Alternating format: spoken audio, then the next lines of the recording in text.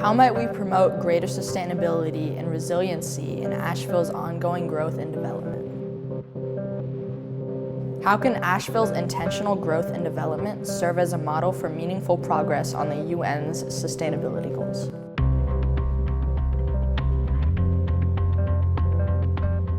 Impact Asheville is a project that allows them to take all of their learning from the year, whether it's content or skills. So skills with communication skills in English, data visualization in math, to the content they learned with the UN sustainability goals in social studies and environmental systems and science, and then apply it.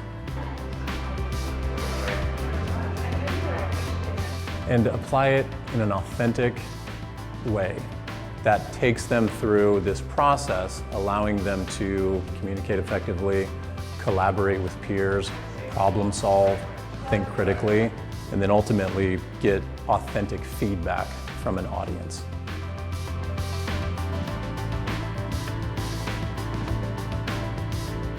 Our goal was to find local problems in Asheville and create solutions to address those problems. We talk about globalization and how we've become essentially this global village, but with that has come a lot of issues of sustainability, economic sustainability, environmental sustainability, and then social.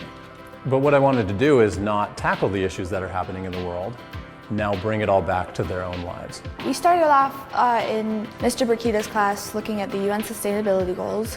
We then took a field trip to downtown Asheville where we got a first-hand experience on some of these issues and certain organizations that are already attempting to help.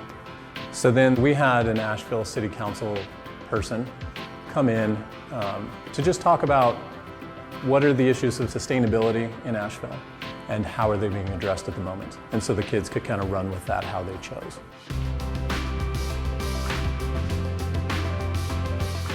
Affordable housing came up, homelessness came up. We had transportation, somebody tackled the greenway system.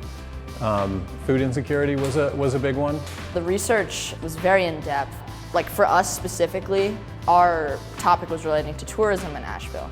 And it may seem very, like the solution may seem very surface level, but we actually had to delve deep into things like occupancy tax and exploring these vacant buildings in Asheville. So we boiled it down to shifting funds from tourist marketing to fund these individual developments that could attract more economic growth.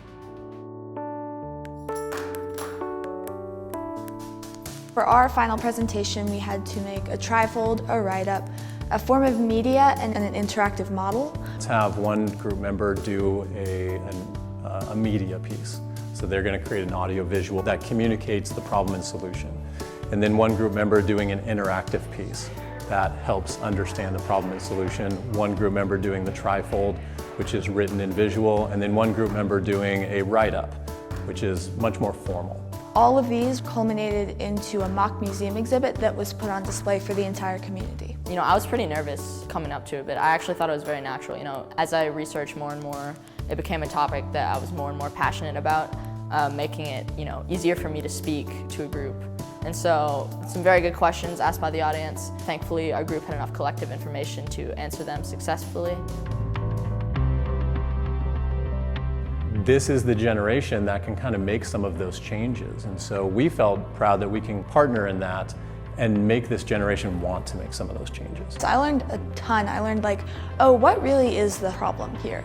I knew some about it, but really not that much. And I think doing this project really helped me like open an eye to like awareness on this topic. It also is a chance to finally see what are they capable of without us standing in front of them. Say, this is what you need to do.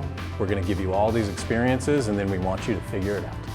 And that's always exciting because it's them taking the lead and it shows us what they're really capable of.